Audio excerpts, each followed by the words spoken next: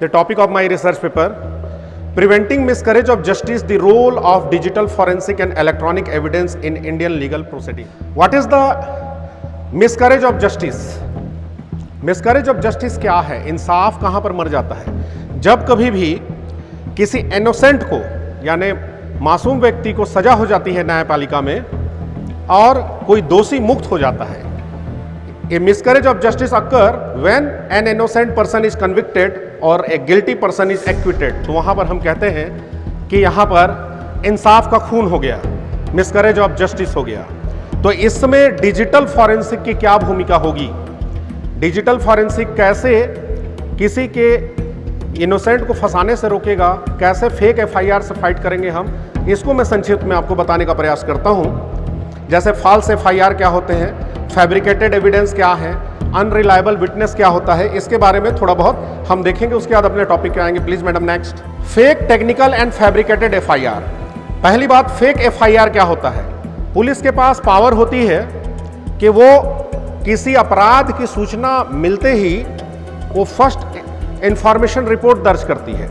लेकिन वर्तमान में किसी से छिपा नहीं है कि हमारे देश में कितने फॉल्स और फेक एफआईआर होते हैं. पॉलिटिशियन इस्तेमाल करते हैं आवाज़ को दबाने के लिए विपक्ष का, या किसी को परेशान करने के लिए एक्टिविस्ट को, पत्रकारों को इसमें फंसाया जाता है. जिसमें पुलिस के पास एक शब्द आता है पॉकेट विटनेस. पुलिस के पास अपने गवाह होते हैं. कोई पुराना अपराधी होता है, कोई पुराना कहना चाहिए कि किसी अपराध में लिप्त है, उसे ब्लैकमेल करती है पुलिस. तो पुलिस परमानेंट अपने पास झूठे गवाह रखती है, उसे कहते हैं पॉकेट एविडेंस. अभी हम लोग देखेंगे कि इन सब चीजों से हमारा डिजिटल फॉरेंसिक कैसे निपटेगा. टेक्निकल एफआईआर उन्हें कहते हैं कि कानून के लूप होल का फायदा उठाकर जो लोग एफआईआर कर देते हैं और प्रोसीडिंग में ही परेशान कर देते हैं किसी को, तो उसे हम टेक्निकल एफआईआर कहते हैं. अब आता हूं सीधे टॉपिक में. What is the meaning of digital forensic? यहां पर एक शब्द है डिजिटल और दूसरा है फॉरेंसिक. डिजिटल का अर्थ है कि कोई भी electronic gadget, mobile, smartphone, computer, email, server इत्यादि. फॉरेंसिक का मतलब होता है कि उनमें से हम साक्ष्य इकट्ठे करें, सबूत और तथ्य इकट्ठे करें. तो डिजिटल फॉरेंसिक को कहेंगे हम यहाँ पर साइंटिफिक मेथड, जिससे कि हम जैसे किसी डिलीट किए हुए डेटा को रिकवर करते हैं. कोई फोटो मिट गया है आपका, कोई आपका चैट मिट गया है व्हाट्सएप का, उन सबको जब रिकवर करेंगे हम, सीसीटीवी फुटेज होगा, उन्हें रिकॉर्ड करेंगे, प्रोसेस करेंगे, मेटा डाटा है, इन सब को हम लोग बोलते हैं डिजिटल फॉरेंसिक. अब इन सारी बातों का तब तक वैल्यू नहीं है जब तक कि वो लीगल फ्रेमवर्क में हमारे देश के फिट ना बैठे. साधारण शब्दों में, जब तक कोर्ट उसे ना माने, तो कोर्ट उसे, देखिए इंडियन एविडेंस एक्ट 1872 में संशोधन किया गया. उस समय इलेक्ट्रॉनिक कोई रिकॉर्ड या एविडेंस नहीं हुआ करता था. तो भारतीय साक्ष्य अधिनियम के धारा 3 में संशोधन किया गया कि डॉक्यूमेंट की जगह इलेक्ट्रॉनिक रिकॉर्ड, इलेक्ट्रॉनिक डॉक्यूमेंट शब्द जोड़ा गया. बाद में इसी में 59 में भी जोड़ा गया कि भारतीय साक्ष्य अधिनियम की धारा 59 में बताया गया कि किसी भी डॉक्यूमेंट को ओरली प्रेजेंट नहीं किया जा सकता. तो वहां जोड़ा गया इलेक्ट्रॉनिक डॉक्यूमेंट को भी. और फिर दो इसमें अमेंडमेंट आते हैं, 65A और 65B, जो इलेक्ट्रॉनिक एविडेंस को डील करता है भारतीय साक्ष्य अधिनियम का. और अब भी हम लोग जानते हैं कि भारतीय साक्ष्य अधिनियम 2023 आ गया है.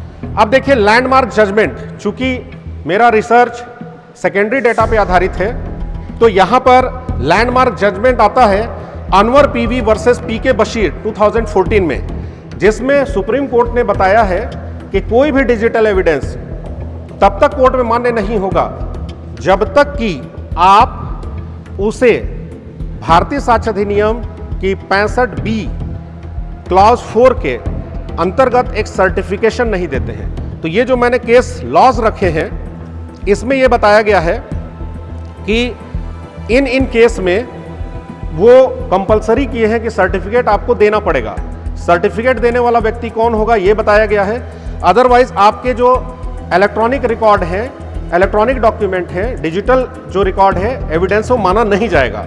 अब देखिए इसमें एक महत्वपूर्ण लैटिन सुक्ति है, मैक्सिम है, Latin maxim, the lex non cogit ad impossibilia, मतलब law does not compel a man to do what he can not be possible.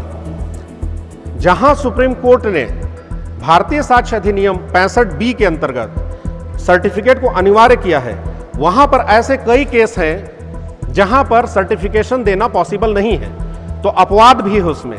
तो इसके अपवाद के स्वरूप अर्जुन पंडित राव खोटकर वर्सेस कैलाश खोरकाव का केस आता है, जिसमें वोटिंग मशीन के जो डेटा थे, बैलेट पेपर के स्कैन कॉपी थे, इन सब के लिए चुनाव आयोग ने 65B का सर्टिफिकेट नहीं दिया था, फिर भी माना सुप्रीम कोर्ट ने। तब से माना जाता है कि गवर्नमेंट के जो डेटा होंगे उसके पास यदि उसका प्राइमरी सोर्स नहीं है तो उसे स्वीकार कर लिया जाता है एक्सेप्शन के तौर पर।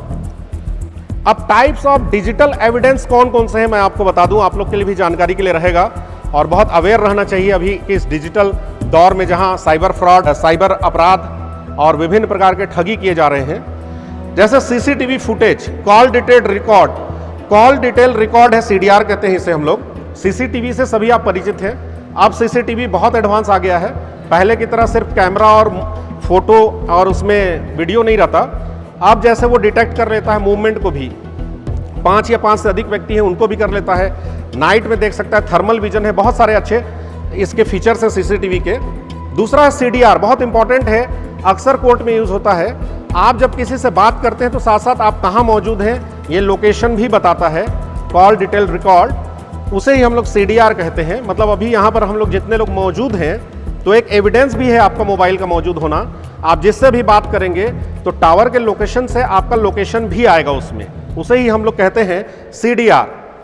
उसी प्रकार से ईमेल एंड मेटा डाटा है। मेटा डाटा क्या होता है कि जैसे आपने किसी फाइल को कॉपी की, अपना फोटो किसी को भेजा, तो उससे पूरा पता चल जाएगा किस दिन बना था, कौन से टाइम पे बना था, कौन बनाया था, ऑथर कौन था, ये तमाम चीज़ों को बोलते हैं मेटा डेटा।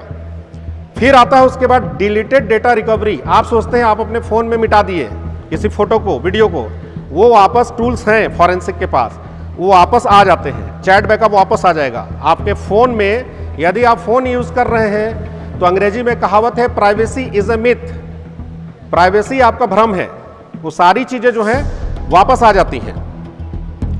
फिर है आपका इसमें एक इंपॉर्टेंट है email messaging app, GPS location, mobile device. आपके मोबाइल में पूरा ट्रैक है, आप कहाँ कहाँ गए हैं, कितनी देर रुके हैं, कौन से होटल में विजिट किए हैं, आपके गूगल के पूरे रिकॉर्ड में है, वो भी इसमें काम आता है। Please madam next. अब चैलेंजेस क्या है, चैलेंजेस क्या है डिजिटल एविडेंस में? देखिए अभी इसमें टेक्निकल चैलेंजेस है, जैसे टैंपरिंग हो सकता है, इनक्रिप्टेड हो सकता है, मतलब उसको पासवर्ड से भी एक हाई क्वालिटी का होता है प्रोटेक्शन, इनक्रिप्शन कहते हैं जिसे, तो उसे तोड़ पाना मुश्किल होता है। Lack of proper chain of custody, chain of custody उसे कहते हैं कि जब किसी घटना के बाद किसी एविडेंस को उसको प्रिजर्व करते हैं, वहां से लेके कोर्ट में पेश करने से लेके स्टोर करने तक की पूरी प्रक्रिया कहलाती है COC या चैन ऑफ कस्टडी। लीगल चैलेंजेस है इसमें, एक चैलेंज कि सेक्शन 65B का सर्टिफिकेट जनरली पीड़ित पक्ष नहीं ले पाता, वो गरीब है तो और बुरा हाल है, उसको सर्टिफिकेशन नहीं मिल पाता है। इसके बाद चैलेंजेस में आएगा आपका कि साइबर फॉरेंसिक के लैब बहुत कम है हमारे देश में।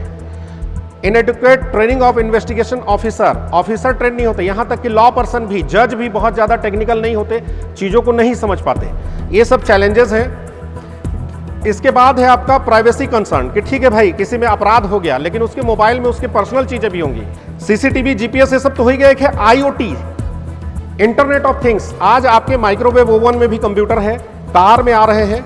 आप बहुत कम सुने होंगे कि आज के मॉडल कार चोरी होके बच जाए, चोर पकड़ में आ जाता है जहां पर भी जाता है। तो मतलब मेरी गाड़ी अभी मेरे कार में IoT है, इंटरनेट ऑफ थिंग्स, मैं अभी यहाँ आया हूँ, कितने देर रुका हूँ उसका रिकॉर्ड देगा वो, प्रिंट करके लास्ट में ईमेल करके देता है, कितनी बार स्टार्ट किया, कितनी बार स्टॉप किया, कहाँ गया, किस स्पीड में चलाया, तमाम रिकॉर्ड रहता है। तो वो भी एक बहुत महत्वपूर्ण दस्तावेज है। ये सारी चीज़ें इसमें काम आ सकती हैं।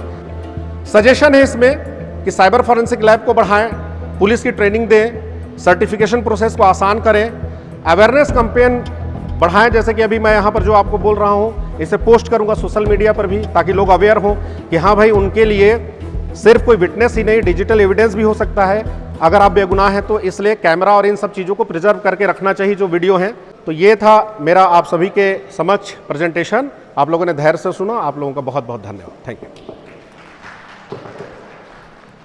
Thank you, Akim Ahmed Ansari ji. Nice presentation.